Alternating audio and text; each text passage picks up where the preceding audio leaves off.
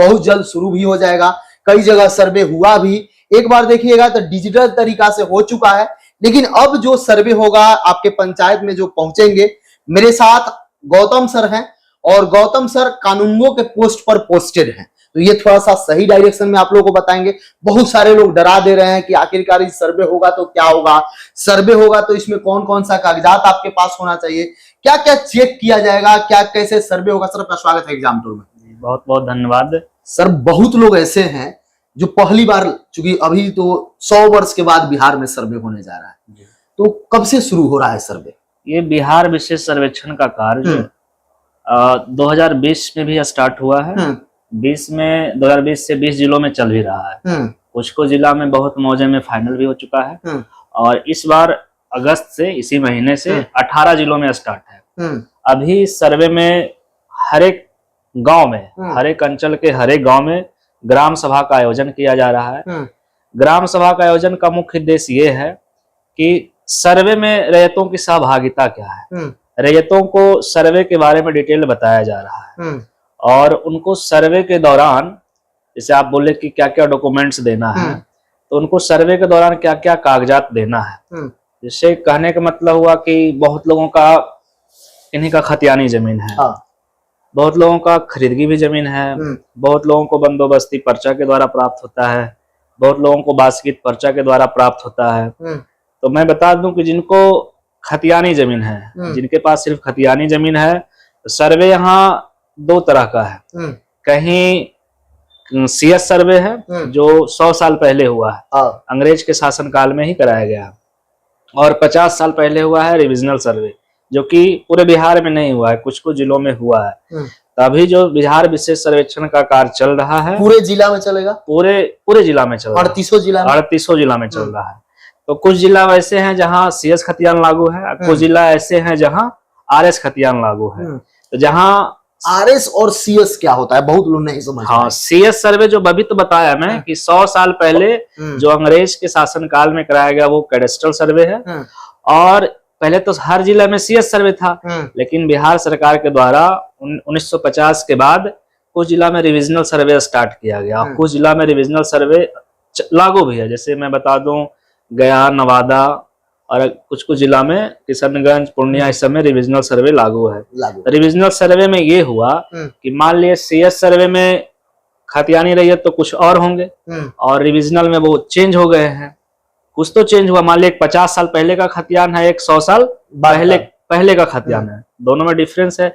फिर अभी हो रहा है 50 और लगभग अप्रोक्स 70 साल हो चुका है। 70 साल के बाद लगभग फिर से बिहार विशेष सर्वेक्षण का काम किया जा रहा है। इसमें रैयतों की सहभागिता ये है, उनको पहला काम ये है, पहले तो हम लोग बता रहे हैं ग्राम सभा लगा करके उनको सर्वे के बारे में डिटेल बता रहे हैं कि क्या क्या करना है, उनकी सहभागिता क्या है।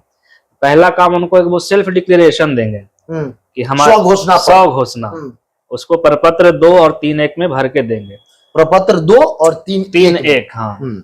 तो स्व घोषणा में ये भर के ये देंगे कि हमारा इस खाता, इस खसरा, इस इतना रकबा है, ये हमारा चौहद्दी है, ये हमारा लगान रसीद है, और जमीन उनको कैसे प्राप्त हुआ है, उनको खतियान के थ्रू प्राप्त हुआ है या खरीदगी से प्राप्त हुआ है या बंटवारा नामा से प्राप्त हुआ है या बंदोबस्ती पर्चा से प्राप्त हुआ है या बास्कित पर्चा से प्राप्त हुआ है।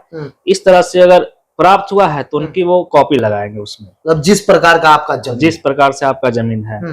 इसके अलावा वो उसमें आधार कार्ड लगाएंगे, वो नहीं है तो वोटर ID कार्ड लगाएंगे।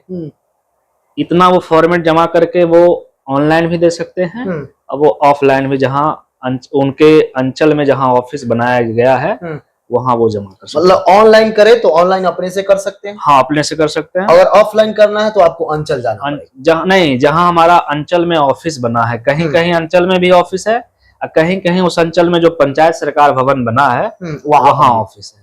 इसका डिटेल आप सर्वे ट्रैकर से भी देख सकते हैं कि आपके अंचल में कहाँ ऑफिस बनाया गया। एक बात बताइए, सबसे बड़ा समस्या चलता है पहले वंशावली को लेकर जी, वंश वृक्ष जो होता है जी, वंशावली पहले कोर्ट से बनता था जी।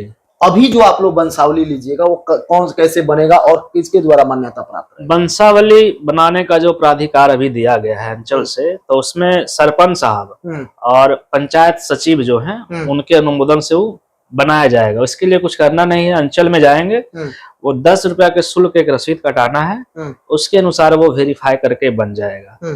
और रहा वंशावली की बात, तो बहुत लोग तो बना के देंगे, मान लीजिए जिनका भी नहीं बन पाता है वो भी फॉर्म जमा करेंगे, तो पर्पल 3 जो है उसमें वो वंशावली ट्री वो पीछे उसमें बना देंगे। हम लोग हर एक खाता के अनुसार वंशावली बनाएंगे और उसको ग्राम सभा में हम लोग सत्यापित करेंगे। सत्यापित करने का मतलब ये हुआ कि एक डेट का निर्धारण किया जाएगा, उस डेट में जो भी उस पंचायत के जनप्रतिनिधि होंगे उनको भी सूचना दिया जाएगा, हर एक ग्रामीण को सूचना दिया जाएगा। जैसे कि मान ले अगर वो वंशावली को 100 लोगों के बीच में उसको सत्यापित किया जाए, तो वो सभी लोग अगर जो देखेंगे सत्य है, तो वहीं पे ग्राम सभा में कुछ जो लोग जो सत्यापित करेंगे उनके द्वारा हस्ताक्षर भी करा दिया, वहां से भी हो जाएगा, वहां से भी वो सत्यापित हो जाएगा। एक समस्या है, बहुत सारे लोग क्या करते हैं, किसी का जमीन है, मान लीजिए जमीन में उनका रसीद बहुत पुराना कटा हुआ है, नया नहीं कट पाया है। हाँ। कई लोग नहीं जानते हैं, बहुत सारे लोग पहले कटाने के लिए जाते थे, रसीद तो बहुत समस्या होता था, बहुत लोग ऑनलाइन के बारे में नहीं भी जानते, तो क्या उससे कोई समस्या होगा? अगर जैसे मान लिया उनके पास रसीद पुराना है तो सब कुछ ऑनलाइन कर दिया गया, उसको हम लोग ऑनलाइन चेक कर लेंगे, उनके नाम से अगर रसीद निर्गत है, जितना उनका रसीद कट रहा है उन्हीं के अनुसार जमीन वो जो तवाद कर रहे हैं तो उस अनुसार भी किया जा सकता है। बहुत सारे वीडियो आप भी देखे होंगे, डराया जा रहा है आपका खेत खलिहान यदि बचाना है तो इतना कागजात इकट्ठा कर लीजिए, यदि आपका खेत खलिहान ऐसा है तो नहीं बचेगा। सर्वे का मेन पर्पस क्या है? जो किसान भाई देख रहे हैं, जो भी जमीन सर्वे हो रहा है, उसका मेन पर्पस क्या है? सर्वे का मेन पर्पस है कि खतियान जो डॉक्यूमेंट्स का आदतीकरण करना। मतलब वर्तमान में आप भी देखिएगा जैसे कि डॉक्यूमेंट का बहुत गैप है, बहुत लोग अभी से भी आप बताए कि किन्हीं के पास रसीद नहीं है, किन्हीं के पास केवाला नहीं है, किन्हीं के पास खतियान का नकल भी नहीं है, तो बहुत सारा जो गैप है उसी को इस सर्वे में आदतीकरण करना है वर्तमान के अनुसार। मतलब वर्तमान के स्वरूप के अनुसार नक्शा भी बनाना है और वर्तमान के अनुसार कागजात भी बनाना है। जो भी डॉक्यूमेंट्स नहीं है वो भू अभिलेख पे डॉक्यूमेंट का अपडेटकरण किया जा चुका है, वहां से भी लोग पेपर अपना देख सकते हैं। अगर मान ले पेपर पुराना है तो उसको हम लोग ऑनलाइन वेरीफाई भी कर सकते हैं। केवाला क्या होता है? आप बोले केवाला, ये क्या है? केवाला हुआ जैसे मान लिए आपका कोई खतियानी जमीन है, आपने जमीन किन्हीं को बेचा तो आप उनको रजिस्ट्री कीजिएगा तो ही केवाला हुआ। वो केवाला हुआ।